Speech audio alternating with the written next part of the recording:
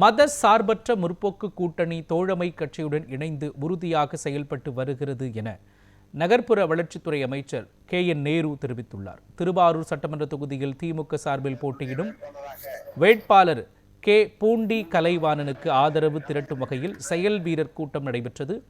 இந்த கூட்டத்தில் திமுக மற்றும் கூட்டணி கட்சி நிர்வாகிகள் திரளாக கலந்து கொண்டு உதயசூரியன் சின்னத்திற்கு வாக்கு சேகரிப்பது குறித்து ஆலோசனை மேற்கொண்டனர்.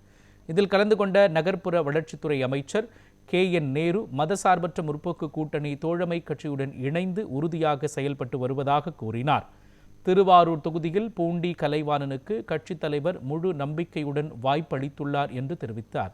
திருவாரூர் மக்களுடன் நெருக்கமாக உள்ள பூண்டி கலைவாணனை 3வது முறையாக சட்டமன்ற உறுப்பினராக வெற்றி பெற செய்ய அனைவரும் ஒருங்கிணைந்து பணியாற்ற வேண்டும் என்று அவர் கேட்டுக்கொண்டார். தமிழ்நாடு முழுவதும் நடைபெறும் தேர்தல் கூட்டங்களில் மக்கள் ஆதரவு அதிகரித்து வருகிறது. மீண்டும் திமுக ஆட்சி அமைந்து ஸ்டாலின் 2வது முறையாக முதலமைச்சராக பொறுப்பேற்பார் எனவும் அமைச்சர் KN நேரு நம்பிக்கை தெரிவித்தார். இந்த செயல் வீரர் கூட்டத்தில் திமுக மற்றும் கூட்டணி கட்சி நிர்வாகிகள், தொண்டர்கள் உள்ளிட்டோர் திரளாக கலந்து கொண்டு தேர்தல் பணியை தீவிரப்படுத்த உறுதியெடுத்தனர்.